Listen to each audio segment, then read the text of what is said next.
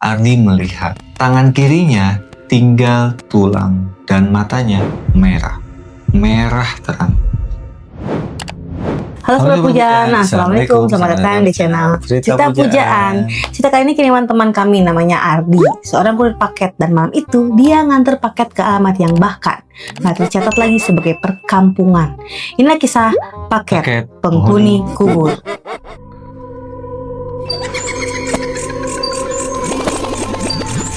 Ardi bilang, "Teh, saya cuma minta satu. Kalau ceritanya dibawain, jangan sebut nama desanya, desa aslinya nih ya.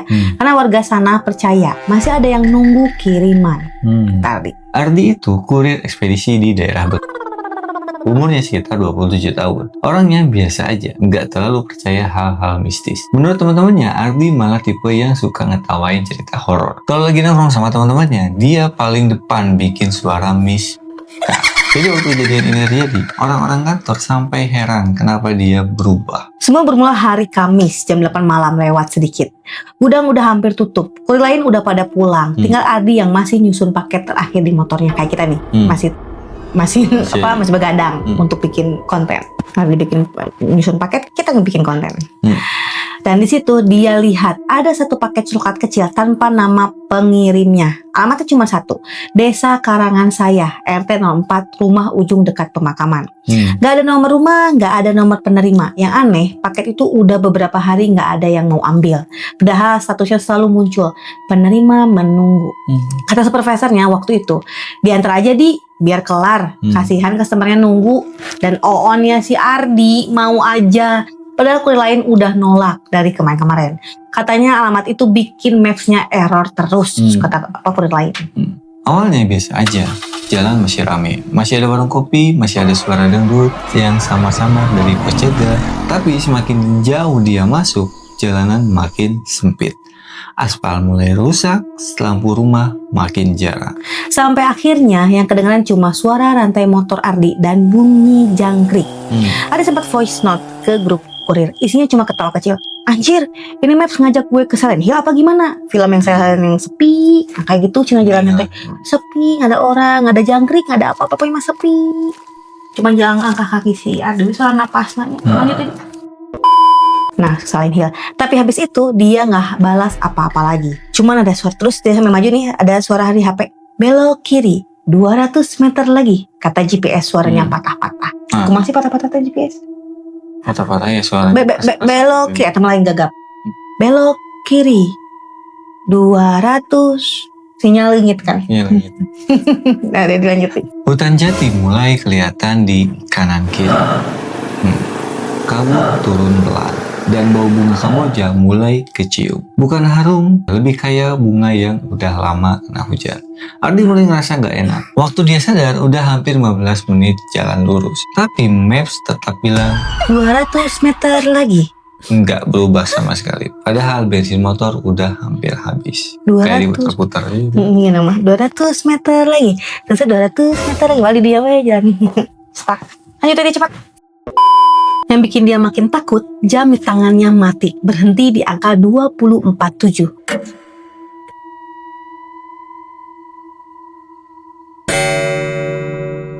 Padahal detiknya masih nyala. Tik. Dan motornya gelap. Padahal detiknya masih nyala. Dan setiap dia nengok spion, lampu motornya kayak redup sendiri. Kayak ada yang nutupin sampai, kayak ada yang nutupin, jadi kegelapan. Sampai akhirnya motor mati total. Tapi udah habis bensin kan. Di tengah jalan tanah, nggak bisa di starter. HP nggak ada sinyal, dan waktu Ardi ngangkat kepala, dia lihat gapura tua besar. Retak-retak, tulisan depannya udah pudar, tapi masih kebaca sedikit. Karang, sisanya ketutup lumut. Di balik gapura itu ada perkampungan. Lampu minyak nyala di depan rumah-rumah kayu. Kayak kampung zaman dulu, pakai cempor. Tapi sunyi banget, nggak ada suara orang ngobrol, nggak ada suara TV, suara ayam, apalagi suara kucing. Cuma suara angin sunyi dan bunyi suara kayu berdecit. Krit, krit, kayak ada orang duduk di kursi goyang pelan. Krit, krit, krit, krit. Kalau kalian suka cerita kayak gini, kalau kalian suka cerita misteri kayak gini, jangan lupa like, subscribe, dan aktifkan loncengnya supaya gak ketinggalan episode misteri berikutnya dari channel kami. Hatur nuhun. Ardi masih mikir itu kampung biasa. Sampai dia ketemu seseorang nenek, pakai kebaya coklat lusuh, rambutnya tipis panjang, matanya sayu banget. Nenek itu berdiri di bawah pohon kamboja, terdiam, nggak berkedip. Ardi bilang, "Permisi Nek, ini alamat RT 4 di mana ya?" Dan nenek itu pelan-pelan nunjuk rumah paling ujung, sambil bilang, "Itu rumahnya yang nunggu kiriman. Tapi jangan lama-lama di dalam ya." Adi bilang, "Makasih Nek." Terus jalan. Tapi waktu dia lewat, kan jalan ngelewati si nenek, dia nggak sengaja nengok ke bawah. Dan di situ lututnya langsung lemes. Kaki nenek itu nggak napak di tanah. Kebayanya menggantung sekitar 5 cm dari tanah. Kalau saya jadi artis sih, ya jujur, udah lari. Tapi dia malah lanjut. Ya iyalah, lari lah, kayak gitu, aneh kan. Karena menurut dia sih, ngapain sih takut sama nenek-nenek, ya udahlah lanjut aja. Tapi kan udah aneh, udah magar purana gitu. Tiba-tiba 200 meter lagi GPS, motor mati, gelap, suara cempot, lampu pakai cempot. Aku udah pergi lah. Ya Ardi bener-bener on, si temennya juga onnya si Ardi. Lanjut nih. saking kasihannya itu. Bisa tungguin ya customernya. Bos, besok lagi daripada malam-malam, coba lanjut tadi turun. Siang, kenapa semalam ya? Iya makanya kan aneh kan. Karena menurut dia, masa iya sih gue takut sama nenek-nenek. Tanya tinggal dorongin nenek-neneknya cina labuh. Karena manusia emang baru sadar setelah telat. Rumah paling ujung itu lebih gelap dari rumah lain. Pintunya kayu tua, ada kain putih tergantung di depan. Kain spray putih dijemur tapi kayak kain kafan. Dan bau busuk mulai kecium. Bau got yang penuh air kecampur sampah-sampah. Tapi samar kayak bau daging kelamaan disimpan. Anyir banget. Ardi berdiri di depan pintu, tangannya gemeter. Dia ketuk pelan. Tok, tok, tok. Nah, gak ada jawaban sama sekali. Tapi pintunya tiba-tiba kebuka sendiri. Dan di dalam gelap total. Cuma ada lampu minyak kecil yang bikin Ardi hampir muntah. Lantainya tanah bau apek. Bukan keramik, dan di pojok rumah itu ada banyak karangan bunga layu. Kayak rumah orang meninggal. Nah, terus ada sesuatu yang berdiri di pojok ruangan. Pelan, tinggi banget. Pakai kain putih kusam kecoklatan. Dan waktu dia maju, kena cahaya lampu, Ardi melihat itu ada kain kafan. Masih ada tanah nempel. Tangan kirinya tinggal tulang dan matanya merah. Merah terang. Kayak bara rokok di kegelapan. Kayak banaspati. Kegelapan. Lanjut tadi cepat. Tadi bilang di bagian ini Ardi nangis waktu cerita ke teman-temannya karena suara sosok itu nggak keras, malah pelan banget kayak orang sakit. Dia bilang, "Paket saya sudah datang." Ardi gemetar sambil nyodor paketnya dan sosok itu langsung nyengir. Mulutnya hitam, giginya penuh tanah. Terus dia ngomong lagi, "Terima kasih. Kamu mau temani saya makan?" Oh iya. Nah, di belakang sosok itu mulai muncul suara kunyahan. Kayak tulang dipatah-patahin. Dan Adi baru sadar dia nggak sendirian di rumah itu.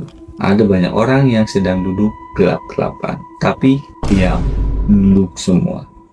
Pas lampu minyak goyang kena angin, Ada lihat muka mereka pucat, matanya kosong, dan semuanya pakai kain kafan. Ada yang rahangnya kebuka, ada yang kulitnya udah hitam, salah satunya bahkan masih ada belatung jalan di lehernya. Mereka semua nengok bersamaan ke Ardi. Pelan, kayak leher kaku dipaksa muter getah. Ardi lari, nabrak pintu, jatuh di tanah. Dia bilang waktu itu yang dia pikirin cuma satu, jangan sampai aku kepegang mereka. Dia berdiri terus lari nyeret tor sambil menangis. Starter berkali-kali enggak nyala-nyala. Dan dari belakang suara langkah mulai mendekat. Terdengar berat, kayak banyak orang yang menyeret kaki. Pas dia nengok, sosok-sosok tadi udah berdiri di depan rumah, diam ngeliatin dia. Dan yang paling depan si pocong tanah itu yang tadi ngambil paket kan, masih memegang paket. Tapi sekarang paketnya udah kebuka. Isi dalamnya bukan barang, bukan makanan, bukan baju. Isi paket itu foto Ardi. Foto pas dia lagi tidur di mes kurir. Nah ini, siapa yang mau tahu ini? Nah, motor akhirnya menyala. Ardi langsung kabur. Dia gak berani nengok ke belakang lagi. Katanya selama di perjalanan dia terus dengar suara yang tertawa kecil. Dekat banget di kuping, padahal jalanan kosong. Sampai akhirnya dia nemuin jalan raya, lampu kota dan warung bensin. Di situ dia muntah, tangannya Dingin banget tangannya ya. Ketirisan. Lanjut. Besok paginya teman-temannya ngajak balik ke lokasi karena mereka pikir Ardi halu, kecapean atau malah mabok karena dirinya mah. Tapi waktu sampai sana mereka nggak nemu kampung apapun, nggak ada gapura, nggak ada rumah, cuma hutan jati dan kuburan tua. Salah satu warga sekitar bilang dulu memang pernah ada desa kecil di sana, tapi habis longsor dan wabah aneh, jadi warganya pindah semua puluhan tahun lalu. Dan sebelum pulang, Ardi lihat sesuatu di salah satu makam baru. Tanahnya masih merah, belum kering. Di atasnya ada pakai coklat yang dia antar semalam ke kubur tanah sedikit. Ke kubur tanah sedikit sih paketnya teh. Isi paketnya itu udah terbuka nih. Dan si paketnya itu basah, kena tanah. Dan di situ tertulis nama penerimanya. Bukan nama orang lain, tapi siapa coba? Nama lengkap Ardi sendiri. Yang bikin paling nyesek, 3 minggu setelah kejadian itu Ardi jadi pendiam, susah tidur, dan tiap malam ada paket kosong tergantung di pagar rumahnya. Nggak pernah ada pengirim, nggak pernah ketahuan siapa yang naruh. Sampai suatu malam Ardi akhirnya buka salah satunya karena kesel gitu tanya paket wae, dan isinya kain kafan kecil sama secari kertas. Tulisannya cuma kiriman berikutnya kami jemput sendiri. Iya. Kayak ada yang ngeherian ya imanya, tapi ada yang nggak tahu sih. Kayak ada yang nyantet, tapi dia nggak tahu apa gitu, tapi nyantet kok kiriman paket. Tapi ada foto, ting mimpi ting kumaha. Lanjut tadi. Seminggu lalu Ardi bilang ke temannya, Ardi bilang aku tiap pulang habis kirim paket, anehnya Maps-nya menyala sendiri lagi. Padahal udah dimatiin. Ardi sempat bikin SW foto jalan berkabut dengan caption pendek, F-nya nyala sendiri lagi. Dan sejak malam itu, Ardi nggak mau kirim paket malam-malam. Tujuan sudah dekat. Kalau suatu malam kalian lewat jalan sepi dan Maps-nya terus nyuruh lurus padahal jalannya udah habis, sinyal mungkin itu GPS bukan hilang. Mungkin ada yang lagi nunggu kalian datang. Terima kasih sudah nonton hingga akhir. Kalau suka cerita kayak gini jangan lupa like, share, dan subscribe di bawah agar kalian tidak ketinggalan cerita menyenangkan lainnya dari channel kami. Kalau kamu punya pengalaman horor pribadi, kirim ke email di bawah ini. Siapa tahu cerita kamu bisa kita bawain di video selanjutnya. Sampai jumpa di cerita mereka berikutnya. Kalau kalian masih menonton, salam pujaan. Assalamualaikum. Saya video ini ke teman kalian yang suka nggak bisa baca maps, membaca maps. Belok kiri kiri, tapi nunjuknya ke kanan. Entong kirim tah Kade. Eta kahanap tapi nunjuk kalau nggak ke kanan. Ya kok pernah nggak kalau ke surga belok kanan tapi nunjuknya ke kiri salah tadi. Itu kan nunjuk ya, tapi kalau baca maps sebenarnya benar belok kiri, cuman tangannya ini ngarahnya ke kanan. Bacanya benar, cuman dia ngarahnya doang. Kalau lagi nyetir belok kiri setirnya kanan itu karena suka bingung kiri kanan, cuman kalau Maps bener bacanya bisa. Kalau ini mah kayaknya susah. Jadi ayo Kameli, dadah. Satu lagi lupa.